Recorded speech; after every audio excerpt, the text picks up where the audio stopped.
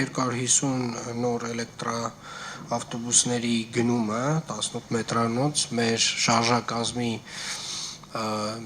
ռազմավարական ծրագրի մեր շարժակազմի ամբողջական եւ վերջնական համալրումն է փաստացի, այսինքն մենք դրանից հետո գրեթե ունենք միայն խնդիր թարմացման, որովհետև այս 250 18 մետրանոց ավտոբուսներն են, որ պակասում են, որոնք պետք է գան փոխարինելու նախկին մեր հիգերներին եւ ինչպես նաեւ այդ նոր Gazelle City մեր միկրոավտոբուսներին, որոնք որ բարբերաբար նաեւ տեխնիկական խնդիրներ են ունենում եւ սրանով մենք ոչ միայն լուծում ենք մեր հանրային տրանսպորտի մասնավորապես ավտոբուսների շարժակազմի ամբողջական հարցը, այլ նաեւ լուծում ենք որոշակիորեն օդի աղտոտվածության խնդիր եւ 250 էլեկտրական ավտոբուսները իրենք էականորեն, ոչ թե էականորեն, այլ զրո ազդեցություն ունեն օդի որակի վրա։ Ինչ վերաբերում է ընդհանուր առմամբ էլեկտրական ավտոմեքենաների վերաբերյալ ռազմավարությանը, մենք վերջերս ունեցել ենք քննարկում կառավարությունում,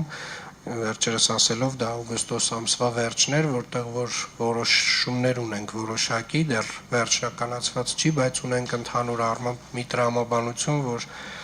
հնարավորինս փորձելու ենք էլ ավելի խրախուսել էլեկտրական մեքենաների, էլեկտրական տրանսպորտի ավելացումը քաղաքում եւ փոխարինումը նախկին ներքին այրման շարժիչով մեքենաների, որովհետեւ գիտեք մենք ձմռան ամիսներին Երևան քաղաքում ունենք որոշակի խնդիրներ օդի որակի հետ կապված եւ այդ խնդիրների մի մասը նաեւ գալիս է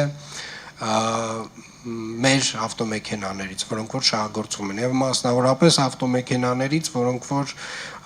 հնացած են, չգիտեմ, ունեն տարատեսակ խելացի լուծումներ, օրինակ կատալիզատոր հայերեն չգիտեմ ոնց է, կատալիզատորն է հեռացված եւ այդպես շարունակ եւ իրականում այդ տեսակ ավտոմեքենաներից մենք կրում ենք շատ մեծ վնասներ, իսկ նամանավանդ ձմռան ամիսներին դա արձանագրվում է նաեւ մեր 160 օդի որակի չափիչ սարքերով։